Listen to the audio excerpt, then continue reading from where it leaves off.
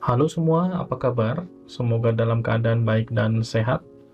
Pada kesempatan kali ini kita akan mendiskusikan mengenai Java Collection Framework atau JCF. Kita mulai dari tujuan sesi kali ini. Setelah menyelesaikan sesi ini, Anda diharapkan untuk mampu yang pertama menjabarkan latar belakang atau motivasi dari Collection Framework. Yang kedua, Anda diharapkan untuk mampu menjabarkan konsep umum dari Java Collection Framework atau JCF.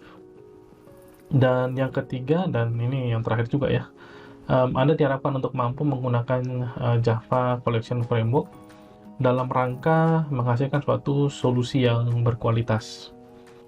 Subtopik yang akan didiskusikan pada sesi ini antara lain yang pertama motivasi atau latar belakang dari Collection Framework. Lalu kita akan membicarakan mengenai overview dari Collection Framework itu sendiri. Yang berikutnya adalah core interfaces yang ada di GCF, dan yang terakhir kita akan lihat concrete class yang ada di GCF. Mari kita mulai. Kita akan masuk ke subtopik yang pertama, yaitu mengenai latar belakang atau motivasi ya, kenapa sih sebenarnya Collection Framework ini perlu ada dan kita perlu pelajari gitu. Nah, kita akan kembali sedikit ke konsep problems and solution. Jadi, teman-teman ngedesain dan menghasilkan atau mengembangin suatu problems itu awal muasalnya adalah adanya problems ya, atau adanya suatu challenge yang teman-teman ingin jawab ya, ingin selesaikan gitu ya. Jadi solusi yang teman-teman hasilkan itu kita bisa sebut efektif ketika problems atau challenge yang ingin di-tackle itu berhasil di-tackle. Ya, jadi kalau ternyata dengan solusi yang teman-teman kembangin, problems atau challenge tersebut tidak solve, maka solusinya tuh tidak efektif gitu ya, atau solusinya itu incorrect ya. Jadi sebuah solusi yang disebut correct solution adalah solusi yang efektif, yang mampu menyelesaikan problems atau challenge. Nah, solusi yang correct atau solusi yang efektif itu tidak cukup ya.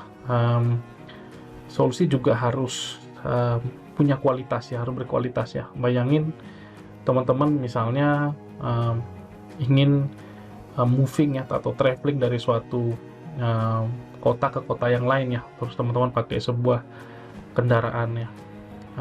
Let's say kendaraannya adalah sepeda dayung misalnya. Nah, ternyata dengan menggunakan sepeda dayung ini, teman-teman membutuhkan waktu ya let's say 1 jam gitu ya, untuk moving dari satu kota ke kota yang lain ya, atau suatu area ke area yang lain gitu ya, butuh 1 jam. Nah, kalau dengan waktu 1 jam tersebut, teman-teman akan spending bukan hanya waktu, tapi juga tenaga ya, karena kan namanya juga sepeda dayung ya, teman-teman akan ngedayung. Apakah solusi sepeda dayung itu adalah solusi yang efektif? Iya, ya, efektif karena dia bisa membawa teman-teman dari suatu posisi di suatu area ke area yang lain ya, bisa membawa teman-teman berpindah atau traveling. Tapi apakah solusi tersebut efektif dan efisien? Ya, apakah waktu yang teman-teman spending atau energi ya yang teman-teman spending itu worth it ya terhadap apa namanya, hasil yang teman-teman peroleh gitu ya. Itu teman-teman harus pikirkan. Mungkin kalau teman-teman naik sepeda dayung gitu ya, sampai di tujuan teman-teman udah haus dan udah lapar. Kemudian teman-teman jadi harus misalnya makan gitu ya, harus beli minum misalnya gitu ya. Nah, dibandingkan dengan kalau teman-teman pakai mode yang lain ya, misalnya saya naik angkutan umum aja misalnya, bayar 5.000 udah nyampe gitu ya. Nah, jadi pertama teman-teman nggak keringetan ya, bajunya nggak basah gitu ya, padahal teman-teman nanti di sana mau ketemu sama kolega mungkin gitu ya, jadi kalau bajunya basah dan karena keringat kan jadi bau ya. Kemudian teman-teman nggak capek gitu ya, terus waktunya singkat ya karena naik angkot atau angkutan umum gitu ya, itu kan waktunya lebih pendek karena dia misalnya bentuknya mobil atau bus ya. Um, Pertanyaannya adalah kalau naik angkutan umum apakah lebih efisien gitu ya? Ya barangkali ya, gitu ya, lebih efisien karena waktunya lebih singkat, kemudian nggak capek, ya, kemudian nggak keringetan, terus sampai di sana nggak lapar, nggak aus, teman-teman nggak perlu beli makanan atau minuman yang mungkin harganya bisa lebih mahal daripada biaya angkotnya atau biaya busnya gitu ya. Jadi ini yang kita lihat sebagai kualitas ya. Jadi kualitas itu bisa dilihat dari banyak sekali perspektif, dan salah satu perspektif yang kita akan lihat di sini adalah apakah sumber dayanya rendah, sumber daya untuk bisa efektif, kemudian apakah dia memerlukan waktu yang lebih rendah, ya, lebih pendek, lebih singkat, dan bagaimana dengan throughputnya, seberapa banyak sih luaran yang bisa dihasilkan dalam suatu periode waktu yang sama gitu ya, periode waktu tertentu. Nah, kita akan lihat bagaimana sih cara kita bisa achieving solusi yang berkualitas tadi ya. Ingat kita punya tiga metrik yang kita bisa lihat ya, untuk mengukur quality. Yang pertama tadi, apakah sumber dayanya rendah, ya, serendah mungkin maka semakin baik. Yang kedua adalah service time-nya rendah ya, semakin singkat waktu yang dibutuhkan untuk tackling problem itu tentu lebih baik. Dan hopefully kita akan punya throughput yang tinggi ya, setinggi mungkin ya, semaksimal mungkin. Nah, ini semua muaranya ada di data structure ya. Jadi ketika teman-teman punya solusi yang interaksi datanya itu intens sekali, datanya juga gede ya, banyak ya, maka pemilihan data structure yang pas itu sangat penting. Ketika data structure yang teman-teman gunakan tidak pas ya, maka solusi teman-teman tuh hanya akan menghabiskan waktu, menghamburkan waktu dan energi hanya untuk maintaining data ya, hanya untuk ngurusin data doang, belum memprosesnya lagi gitu ya. Jadi data structure itu sangat penting, dan collection framework ini berbicara tentang data structure. Jadi bagaimana teman-teman menggunakan data structure yang sudah disediakan di collection framework sesuai dengan karakteristik dari problems yang teman-teman hadapi atau solusi yang teman-teman ingin produce gitu ya. Nah, ingat bahwa setiap struktur data itu punya karakteristik masing-masing ya, punya pros, punya cons, punya kelebihan dan kekurangan ya. Jadi memilih tipe data itu perlu berhati-hati, karena ketika kita salah memilih tipe data, maka bisa saja ada penaltinya, ada harga yang harus dibayar gitu ya.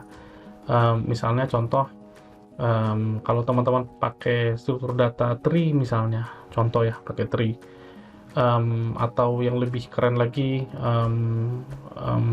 self balancing tree misalnya. Nah, itu kan ada penaltinya di sana. Jadi self balancing tree itu hanya beneficial ketika kita mau searching sebenarnya, tapi ketika kita melakukan modifikasi, terutama modifikasinya itu memengaruhi key-nya, maka tree itu akan rebalancing. Nah, ketika rebalancing dia akan membutuhkan waktu ya. Jadi hati-hati ketika memilih struktur data. Nah, di GCF ini yang kita bicarakan adalah struktur data, tapi yang diimplementasikan di Java. Jadi kurang lebih idenya seperti itu. Nah, kita akan lihat overview dari GCF ya. Jadi apa sih sebenarnya GCF itu? Ya, pada dasarnya simpelnya ya, GCF itu adalah struktur data yang diimplementasikan di Java ya. Tentu struktur data di sini menerapkan konsep-konsep yang sama dengan yang teman-teman sudah pelajari di mata kuliah struktur data juga ya. Konsepnya sama persis ya. Implementasinya aja yang ada di Java. Nah, di Java ini menyediakan banyak sekali pilihan data structures yang tentu teman-teman bisa pakai ya, sesuai dengan case by case ya, yang teman-teman hadapi, problems dan karakteristik dari data yang teman-teman punya ya. Jadi ketika teman-teman paham dengan data yang teman-teman punya, teman-teman paham nature dari data structures, maka teman-teman bisa memilih antara data structures dengan data yang teman-teman ingin maintain ya. Nah, di industri sendiri, saya lihat sering ya, salah ya ketika memilih, data structure, atau ketika, ingin solving problems yang in general sense, mereka hanya berpikir, "Ya sudah kita taruh aja di collection," gitu ya, tapi, sebenarnya kurang tepat ya, atau bisa di-optimize dengan memilih tipe, storage atau, data structure yang lebih optimize ya. Jadi, itu kenapa, materi ini sangat penting ya, teman-teman perlu, belajar untuk, memahami ya, bagaimana nge-match antara, data yang teman-teman ingin maintain dengan, data structure yang disediakan di Java ya. Tentu saja, tidak dibatasi dengan apa yang ada di Java saja, teman-teman bisa, develop, your very own, data structure ya, tentu, dengan berlandaskan pada, collection framework yang ada di Java ini. Jadi teman-teman bisa bikin implementasi teman-teman sendiri ya, dengan menggunakan spesifikasi yang sudah disajikan oleh, JCF ya, atau Java Collection Framework ini. Nah, secara umum nanti di JCF itu ada dua kumpulan apa ya, construct ya. Jadi ada, construct yang nature-nya adalah specifications, sementara ada construct yang nature-nya adalah implementation. Jadi, construct yang nature-nya adalah specification itu nanti bentuknya adalah interface, sementara, construct yang bentuknya itu atau nature-nya adalah, implementation, nanti bentuknya adalah, abstract class dan concrete class. Meskipun di sini kita belum, pernah membicarakan mengenai interface dan abstract class ya, mudah-mudahan nanti teman-teman tetap bisa paham ya, karena, in general sense sebenarnya kedua nature ini berbeda. Apa yang kita bahas di sini, hanya kulik-kuliknya saja, jadi kita tidak akan mendalam ya, teman-teman nanti bisa explore sendiri, bisa baca, juga documentation dari Java ya. Selain itu juga GCF ini kan, bisa saja di masa depan berkembang ya, speknya bertambah, kemudian implementasinya juga bertambah ya. Jadi, silakan baca documentation dan, ya explore sendiri ya. Oke, kita akan lihat, bagian yang pertama mengenai, specification yang dikemas dalam bentuk interface. Jadi di GCF itu banyak sekali interface ya, yang ada di GCF ya, interface-nya banyak sekali. Ada, iterable dan turunannya, kemudian ada map ya, ada kemudian, iterator, dan ada, random access ya. Ini banyak sekali ya, jadi, teman-teman bisa lihat nanti di documentation-nya mengenai, detail dari setiap, interfaces ya. Nah di sini, yang paling umum kita lihat itu adalah, collection, kemudian ada list, set, queue ya. Ini teman-teman saya pikir sudah paham ya, kalau list itu ada urutannya, kemudian, set itu adalah, collection yang tidak memperbolehkan duplication, sementara kalau queue itu antrian ya. Jadi, ya ada urutannya juga tapi sifatnya antrian, yang kita bisa, specify aturan dari queuing-nya itu seperti apa. Oke. Kemudian ada map ya, map ini, key value pair, jadi dia menstrukturkan, data yang disimpannya itu bentuknya adalah key value. Jadi ada key-nya lalu value-nya apa gitu ya. Jadi konsepnya kayak, array gitu ya dalam tanda kutip ya. Kan array itu kan ada key dan value ya. Key-nya itu, in general, konteks, integer gitu ya. Sementara value-nya bisa apa saja tergantung sama definisi dari, teman-teman. Lalu ada iterator. Nah, iterator ini digunakan untuk mengiterate ya. Mengiterate apa? Mengiterate yang iterable. Nah, itu kan sana ada iterable ya. Jadi iterator ini digunakan untuk mengiterate yang iterable ya. Kemudian ada random access ya. Ini untuk, mengakses, collection secara acak gitu ya. Random access-nya. Jadi, kira-kira gitu. Kita akan lihat sekarang, contoh, interface-nya yang ada di, GCF, yaitu di sini yang saya kasih contoh adalah queue. Jadi ada queue, queue adalah turunan dari collection ya, kemudian collection adalah turunan dari, iterable gitu ya. Nah di sini, yang dijabarkan hanya spesifikasi ya. Jadi queue itu speknya seperti apa sih?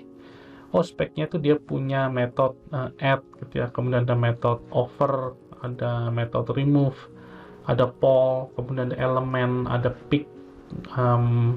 Ya ini adalah metode-metodenya. Tapi di sini tidak didefinisikan sebenarnya. Misalnya contoh, kalau dia nge-add itu gimana prosesnya ya? Di sini tidak didefinisikan ya. Jadi definisinya nanti akan ada di construct yang nature-nya adalah implementation ya. Jadi ada di class atau di abstract class gitu ya. Di sini hanya spek saja. Jadi apa yang ada di interface itu hanya spek saja. Implementasinya bisa ada di linked list ya, bisa ada di priority queue, ada di synchronous queue ya. Jadi kalau teman-teman mau pakai implementasi dari queue, teman-teman bisa pakai linked list, bisa pakai priority queue ya, bisa pakai synchronous queue dan lain sebagainya. Jadi masih banyak yang lain, ini hanya beberapa saja. Oke, ini adalah documentation dari interface queue ya. Jadi interface-nya queue, kemudian dia punya parameter yaitu elemen ya. Ini konsep generics ya. Jadi E di situ adalah elemen ya, tipe dari data yang nanti bisa dia tampung gitu ya. Kemudian teman-teman bisa perhatikan di sana ada super interfaces. Jadi parent-nya siapa ya. Jadi si queue itu parent-nya adalah kalau di sini ya collection, kemudian dan iterable. Secara tidak langsung dia adalah turunan juga dari iterable ya, melalui collection. Kemudian dia punya sub interfaces, kemudian dia punya implementation ya, class implementation. Nah, kalau class implementation ini teman-teman bisa lihat ya, di sana ada abstract queue ya. Jadi ada bentuk implementation yang abstrak ya. Meskipun banyak juga yang implementation yang bentuknya itu konkret ya. Jadi konkret dengan abstrak kalau bedanya, nah kita akan bicarakan di lain kesempatan ya. Oke, ini untuk interfaces. Nah, kita lihat yang classes. Nah, di sini classes adalah bentuk implementasi dari interfaces yang tadi. Ya, jadi ini adalah kelas-kelas yang ada di GCS ya, meskipun mungkin dalam beberapa waktu ke depan ini bisa nambah ya. Jadi teman-teman tidak boleh misalnya berpaku hanya pada ini ya. Teman-teman harus lihat documentation. Nah, di sini kita punya misalnya abstract collection, kemudian dia punya turunan lagi, ada abstract list, abstract set dan lain sebagainya ya. Ini teman-teman baca sendiri nanti di documentationnya apa sih isinya gitu ya. Kemudian ada hash set, ada enum set, ada tree set dan lain sebagainya ya. Jadi kalau namanya sudah ada abstrak depannya, ya itu biasanya bentuk kelasnya adalah abstrak. Sementara kalau tidak ada tulisan abstrak di depannya, maka kelasnya adalah konkret ya. Jadi bedanya kita akan bicarakan di lain kesempatan. Ingat, silakan dibaca documentation. Kita tidak akan mengulas mengenai bagaimana tree set itu bisa mengimplementasikan set gitu ya, atau bagaimana hash set itu bekerja sehingga dia bisa mengimplementasikan spesifikasi set dan lain sebagainya ya. Teman-teman bisa explore sendiri, baca sendiri ya, matching sendiri ya. Oke. Baik, kita akan lihat code sekarang. Nah, untuk bagian code ini kita akan demonstrasikan bagaimana sih cara menggunakan GCF ya. Tentu saja case yang kita akan gunakan sederhana sekali. Di sini kita punya sebuah driver ya, sebuah driver, dalamnya ada sebuah entry point. Lalu di dalam entry point ini kita mendefinisikan beberapa reference object reference object yang menggunakan GCF. Yang pertama kita punya sebuah spec ya, collection ya. Jadi sebuah collection kita beri nama collection. Kemudian di sini kita menggunakan array list ya. Jadi sebagai implementasinya array list, sementara speknya adalah collection. Kemudian kita masukkan beberapa objek ya ke dalam collection tersebut, yaitu ABC, kemudian DEF, GHI, kemudian ada ABC lagi tapi ini uppercase ya. Kemudian di F ini lowercase semua. Jadi def ini duplicate ya dengan yang tadi di atasnya sudah ada def. Nah, kemudian kita punya queue ya, kita punya queue, 2 buah queue lebih tepatnya, Q1 dan Q2. Kemudian kita punya sebuah set. Nah, di sini untuk Q1 kita menggunakan implementasinya adalah linked list. Yang kedua, queue yang kedua kita menggunakan priority queue. Untuk set kita pakai hash set. Jadi speknya adalah set, sementara implementasinya adalah hash set. Nah, di sini hal-hal yang perlu diperhatikan adalah setiap implementasi itu punya karakteristik yang berbeda-beda. Jadi teman-teman perlu careful ketika memilih implementasi ya. Ingat bahwa spesifikasi itu umum sekali. Jadi bentuk implementasi yang menentukan perangai atau behavior dari si struktur data yang teman-teman pilih tentu saja ya. Nah, di sini untuk khusus untuk priority queue ya, namanya juga priority queue, jadi antrian dengan prioritas ya. Misalnya contoh ya, kalau teman-teman mungkin di sebuah antrian bank misalnya gitu, teman-teman kan dikasih apa namanya itu, kayak nomor antrian ya. Nah, nomor antrian itu kan fix, artinya dia tidak punya mekanisme untuk mendahulukan siapa gitu, nggak ada. Nah, tapi kalau misalnya teman-teman di sebuah antrian ya, let's say di minimarket misalnya, di minimarket terus teman-teman ada di antrian nomor 2 misalnya, kemudian teman-teman lihat ke belakang, ternyata ada orang tua ya, kemudian teman-teman mau kasih beliau kesempatan untuk duluan diladeni oleh pramuniaga misalnya gitu ya, untuk kasir gitu ya. Teman-teman bisa mundur ya, silakan Pak, silakan Bu duluan gitu ya. Kemudian teman-teman ke belakang, ke antrian belakangnya gitu ya. Nah, itu adalah bentuk priority queue, di mana teman-teman mendahulukan objek lain dengan suatu tata aturan ya. Nah, di Java tata aturan tersebut untuk melakukan perbandingan ya, misalnya saya duluan apa kamu duluan, saya prioritas atau kamu yang prioritas gitu ya.